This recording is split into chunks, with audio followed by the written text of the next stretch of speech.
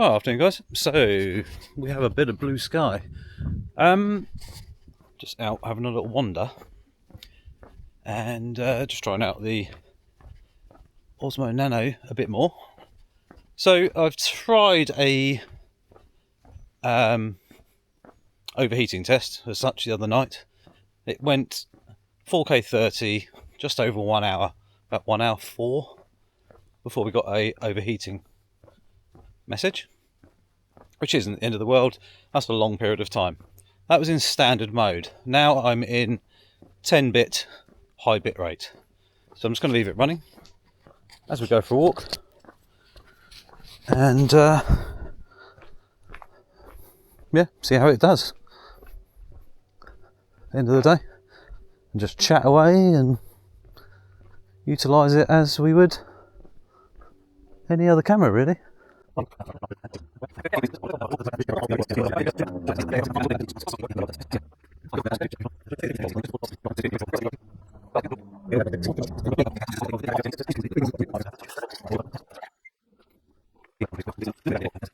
Trip to holiday or road trip,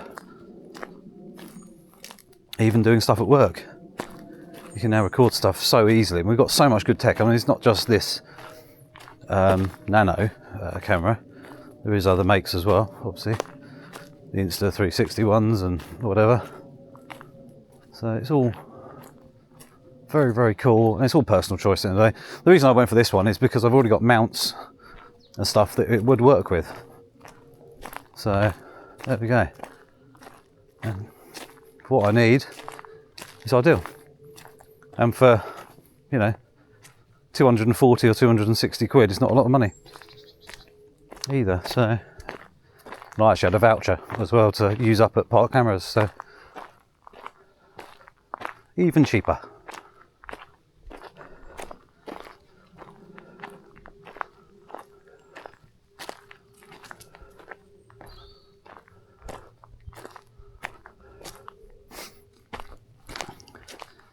This is one cool thing as well. Obviously, with other cameras and stuff out there, you can take it off and go hello. Magnetic. Stick it on a metal post or gate. It will just sit on there, and you can just do silly stuff or whatever in front of the camera. So yeah, it's really, really good.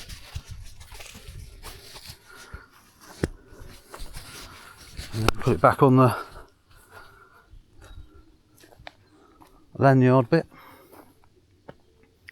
How long have we been recording now? 10 minutes 57, high bit rate, and 11 minutes, no troubles whatsoever. So if you're outside doing stuff in the real world, it's going to be absolutely fine with no real drama to the average user. Unless you can leave this running as long as you possibly can, it's up to you, whatever you do, really. But they're not, they're not for endurance recording, really. But anyway, let's go up in the little wood down here and see what the sun's getting lowish in the sky, so we're going to have quite a dense wood. So we can walk through there and see what the lower light or the dynamic range is like, because it will be quite shaded in there as well. So yeah, I was thinking in the car where I put the when I was driving, I had the camera on the lanyard. You could actually use the cap clip and put it on the seatbelt for some of the filming if you need to, or the suction cup on the window. So there's other options as well, obviously. Plus I've got loads of GoPro stuff and other DJI mounts and things I could utilise for different things. So yeah, it's going to open up a nice amount of extra videos possibilities and just some different views, really, which is really cool.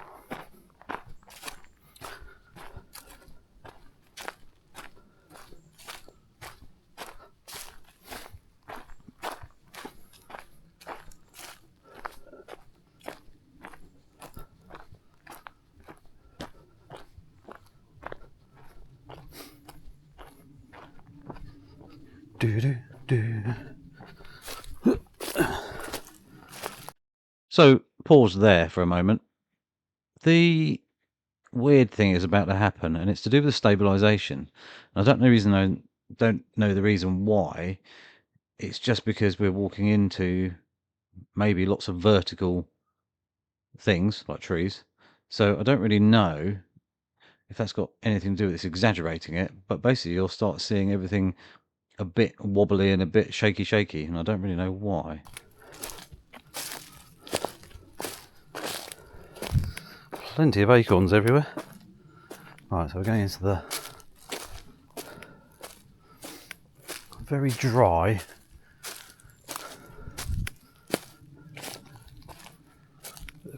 Yeah, crazy thing is it's not ISO based or anything like that, because the ISO is 100 to 25,600, so plenty of ISO available. It's just weird that I was walking on normal ground, hard ground, same as the hard ground I'm on. We've suddenly gone vibratey and a bit strange. I had stabilization on rock steady on the Nano, and it's just weird how it started to do this once I walked into the woods. I was wondering if it was my shutter speed or anything like that, but it's all in auto and it should just work. But for some reason, it's when I've gone into the woods, and I don't really know. Any ideas? Let me know below. quite dark wood. More trees have fallen down. So down here, I think it's like an old quarry, bit of a dig out. This is where they used to make bricks. They're talking long time ago. Let's go this way a bit.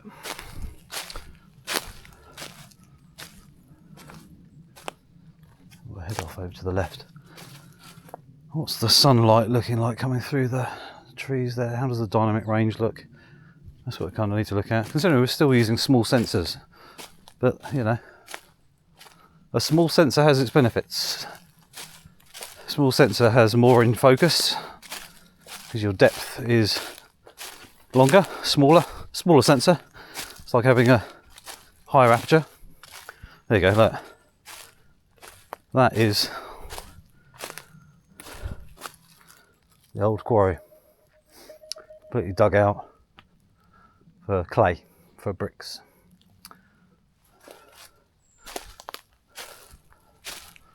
So, quite dull in here.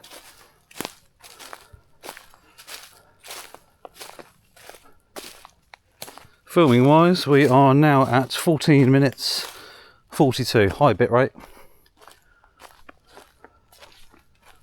Still going. Probably will cut this video, but I'll show you the time at the end, and I'll show you that it is on high bit rate. And everything. So this this is an old track, obviously, that hasn't been used for many years, considering the trees have grown up through it. How bizarre. It's quite funny.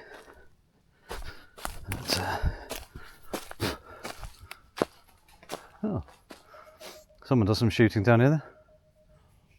Deer shooting, I imagine.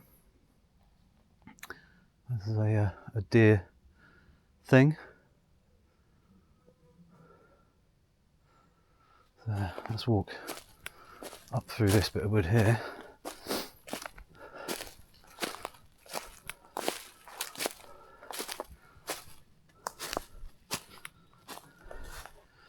Now 16 minutes.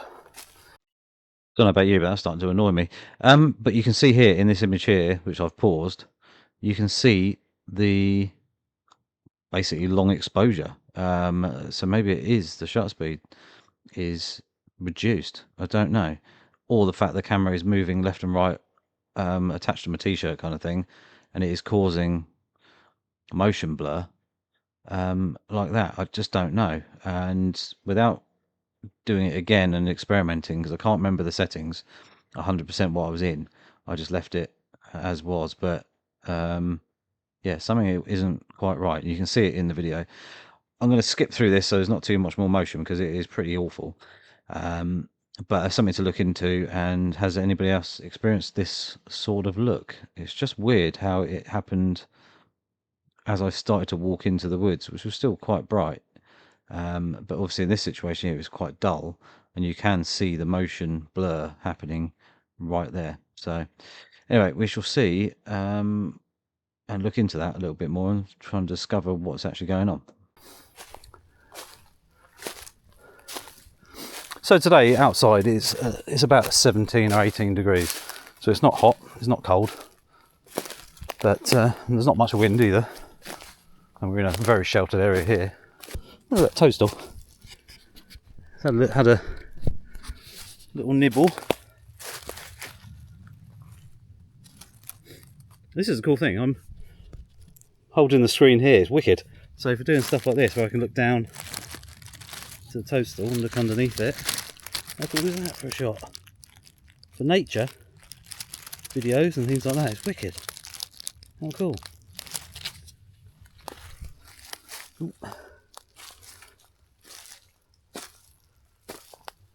So we are 18 minutes 34. And in my hand it feels warm, so it doesn't feel hot. I think if you were indoors and it was stationary sitting on, you know, a table or whatever in the warm, like with heating on and everything like that, yeah, it is going to overheat because there's no airflow. But when I'm walking around, I'm doing stuff, I'm using the camera for how it's intended, not doing fake pointless tests. So yeah, out and about doing stuff, and you know, it's cool. 19 minutes, so this will make 20 minutes. I'm not going to bother going any longer because I want to take some photos with it as well and see what the photos turn out like. I want to do some of this toadstool here, so we're going to wait another 30 seconds or so because we are at 19:30, and then we'll stop and take some pictures. I don't think it's going to be an issue using this in the real world in high bit rate with a 10-bit recording. I don't think it's an issue at all. So I wouldn't worry. There is no real overheating issue in the real world. There we go. So 20 minutes. You're probably bored of listening to me anyway, but there we go. That is the view. So what I'm going to do now is come back down here, keep an eye on my shadow. There we go. That is the view, and me looking up at the bottom of a toadstool. That's kind of cool. So what we're going to do is we're going to stop the video, and I'm going to take a few photos and see what's wrong. So here's a couple of photos, and one downside pretty much straight away was that I found that you can't go too close to your subject. There is a minimum focus distance because it's fixed focused. No moving parts, no autofocus. So as you can see here, it's soft because I'm too close, and the background is fine, as in the leaves and everything on the floor, but I was too close. This one's better. So you can see there the mushroom is fungi. It's nice and sharp, as the grass is. It doesn't look too bad, but this one here was just a little bit too close. Dynamic range is quite good because I'm shooting into the sun, which is behind the mushroom there, and I've just pulled the shadows up a bit, so there's plenty of dynamic range there. It's just got to work out the minimum focus distance, basically, so you don't end up with this problem. You end up with sharp images that look good. As a camera for photos, obviously it's not perfect, but it is quite cool the fact that you can utilize the screen as a wireless monitor to put it in situations where you can record cool stuff or take photos in a completely unique place. So this is quite cool because I can stop and start it with this the screen module. You can stop and start, take pictures with it from a distance. So I'm cool. And in fact, I'm going to walk right down there, and you'll see how far the transmission will show. We'll carry on walking until we lose the actual transmission.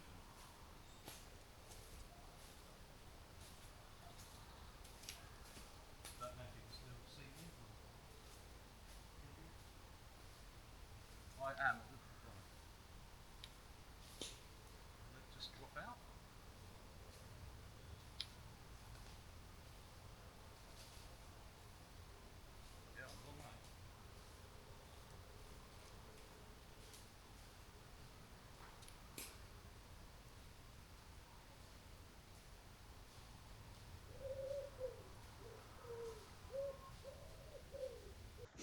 Right, so the signal actually got a little bit flaky then. It's still connected, I think. So what we're going to do is we're going to walk up together, and you'll see how far the camera is away from me, from where, and it was in the woods as well, so it got trees involved. So this is a real world test. It's still connected. It'd be interesting to see if this was recording voice via this microphone's in here, or if it's just the camera. I don't even know. Anyway, we're still coming up to. There we go. Interesting to see. There we are. So yeah, quite a long way, and I'm talking further than you can see down there. 40 meters, I would say, at least. So there we go. So that's interesting. Really interesting. So a little distance test there in the woods as well. So we've got absolute carnage from trees that would cause the signal to drop out. So there we go. Yeah, we're going to do some more photos with it. I think try and find something interesting to photograph in a minute if we can find something. But yeah, pleased with that. So that's one thing I was thinking about. If you are into wildlife, birds and things like that, and you want to capture something, you could leave this with a power. Well, you can't leave this with a power bank, can you? That's annoying.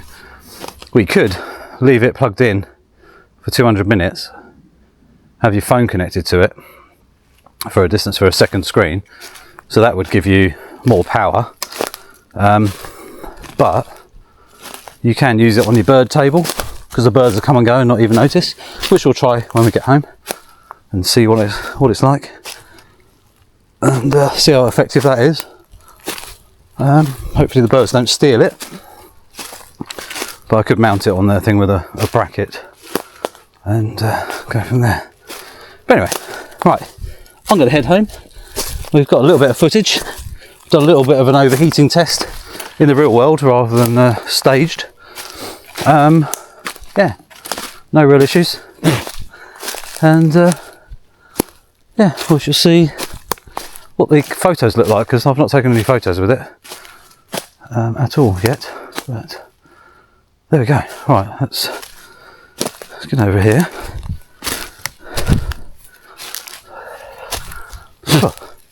And carry on. So anyway, I shall see you back at the bird table. We'll go there. So the Osmo Nano can do slow motion, and it can do 1080p 240 frames a second or 4K 120, and obviously all of its other shutter speeds as well. So 4K 120 is quite nice, but when you're shooting little birds like this, the 240 frames a second is quite nice because they are so quick. Yeah, it's a bit of a trade-off, but for detail, but you can appreciate their speed and acceleration at 8 times slow motion versus 4 times slow motion in 4K. So you can see the sort of speed difference is noticeable, but it's just amazing to watch. And the fact is, this had a steel pole. I just put the camera in portrait and just stuck it to the actual bird feeder. So I have got the mount adapters and everything, so I could put it on there with a clamp and have it in landscape so I can actually see a bit more. But I just thought I'd show you just quickly some slow-mo, and it's absolutely fine. Just got to take care of not going too close with the camera so things are in focus. That's the only downside really of it, and the random motion blur stroke stabilization issue. I still can't work out what was really happening there. I don't know. I need to have a look into it a bit more and experiment and see what's going on. Next time, I think I'll walk back down there and I'll do the same sort of thing, but I'll utilize my phone screen as the screen so I can see what's going on a bit better, because obviously the screen on the module itself is quite small, and you might not be able to see the motion blur happening real time. So I'll go back down there, use my phone screen, and I'll have the camera in auto and I'll change it to manual exposure and see if that makes a difference. Or did I have it on the wrong stabilization mode? Did I happen to be walking wrong? Actually, I don't think I was. I wasn't walking fast. I wasn't tripping up or anything. I was just walking normally. The ground was hard. You know, is there a factor of the stabilization, the shutter speed, and the fact that it was probably moving left and right, which you could definitely see motion to the left or the right in that when I paused it. So yeah, something is definitely going on. I think it's possibly stabilization and shutter speed related. So, but unfortunately, I don't know what the camera was actually doing at that moment in time. So anyway, that's the video. Let me know what you think, and have you found out anything else about this? End of the day, it works 99% of the time perfectly well, so I'm not going to get rid of it or anything like that. It still works very well. I'm just conscious now of Woodland and whatever when it's dull. Is it an issue? Or maybe I don't use the lanyard thing when I'm in that situation. Maybe it'll be different if I'm hand holding it. I don't know. Anyway, see you soon for another video.